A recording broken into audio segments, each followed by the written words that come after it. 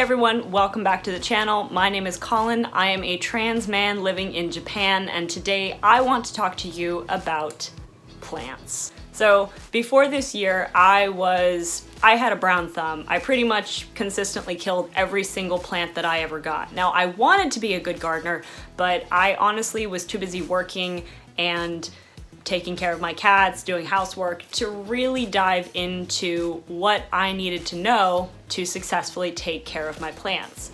Now, all that changed when the pandemic hit and we were under quarantine. So I was sent home to work from home for about a month. And during that time, I decided, you know what? Cat. And during that time, I had some spider plants already, and I thought, you know what? I'm going to see how well I can take care of these. I did some serious research, as any good autistic person with a new special interest will do. I did some intensive research into taking care of plants. And I learned three major things that I think if everyone knew to pay attention to these things, they would have a lot more success with not just their house plants, but also the plants outside their home. So without further ado, three things you can do to be a better gardener.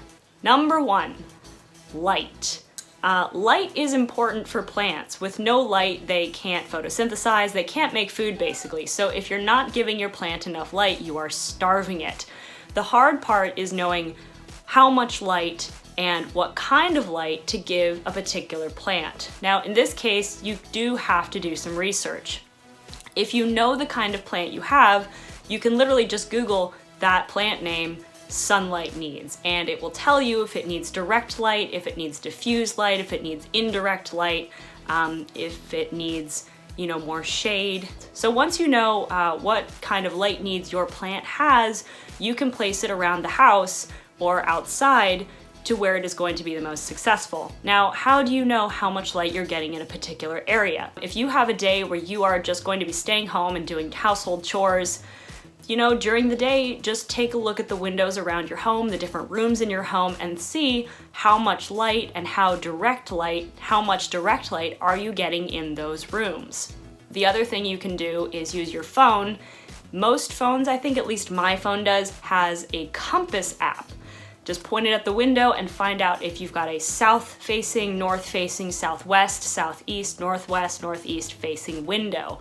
If you know what kind of facing window you've got, you can kind of estimate how much light you're going to get throughout the day. So if you can research and monitor how much sunlight you are getting throughout your home, you can have a lot more success with putting your plants where they're going to be the most successful.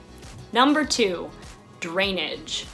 Now, I know that one of the major factors of killing plants for a lot of people is that they over or underwater their plants. And the best way to mitigate that is to make sure that your plant has the appropriate amount of drainage that is going to maybe compensate for your under or overwatering tendencies. I tend to overwater. I'm very worried about how much water my plants have, so I tend to water them a little bit more than they'd like. And the solution to that is to make sure that I'm using a soil that is very rocky and will allow the water to drain out more rapidly. So if I overwater them, the water is going to drain out a little bit more quickly, the soil is going to dry out faster, and I'm not going to kill them with love.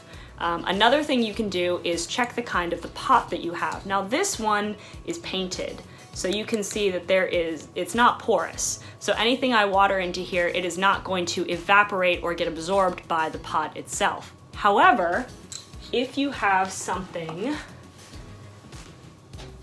like this, which is a little bit dirty, I do apologize.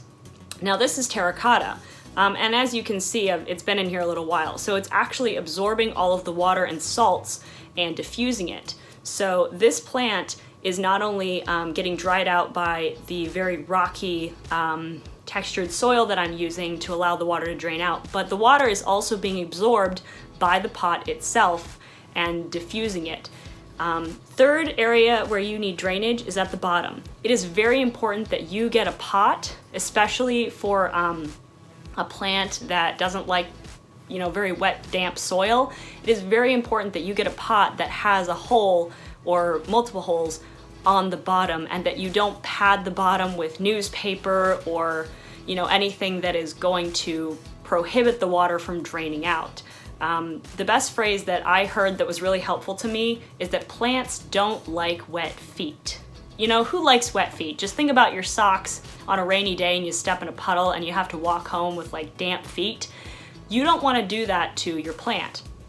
So it is very important that you have good drainage, either in the form of the soil, the pot you're using, the hole at the bottom, or all three, to make sure that your plant is getting water to the bottom of its roots, but it's not sitting in water that is going to cause the roots to get infected and rot. Okay, so point number 3, and this one is a little bit abstract, but I think it's very important, and that is observation. One of the best things you can do as a gardener is simply stand back and observe. If you're able to just take a look at your plant every day and see how it's doing, you know, just kind of monitor what its growth is, if it's, you know, having any dark or brown spots on the leaves, if it's looking too light green, if it's looking too dark green, if it's getting discoloration in any way that's not, you know, appropriate for the plant. That will help you a lot in terms of keeping your individual plant happy, because plants are individuals. You can give a plant the perfect conditions for its species and it still can die. Or you can give it conditions that are not really appropriate for it and shouldn't really be helping it thrive, but for some reason it's totally happy. Because different plants will decide to grow in different ways, and if you can keep an eye on the plant and what its particular likes and dislikes are in terms of soil, of sunlight, of pot shape, of drainage, you know, all these things, you'll have a much more successful plant if you just, you know, if you just observe them and see how they like to grow. You know, just, oh, we got a little dead, so we got a little dead one in the back there, a little dead leaf I'm gonna have to pull off. So, you know, different plants will grow in different ways. They'll do their own thing.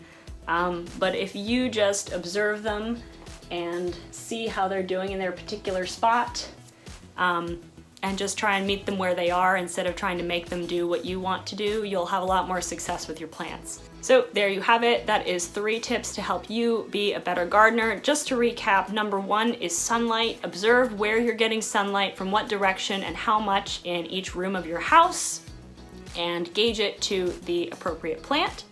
Number 2 is drainage. Make sure you've got the appropriate soil, the type of pot, and a good hole on the bottom to allow for the water to drain out so your plant isn't sitting in wet feet.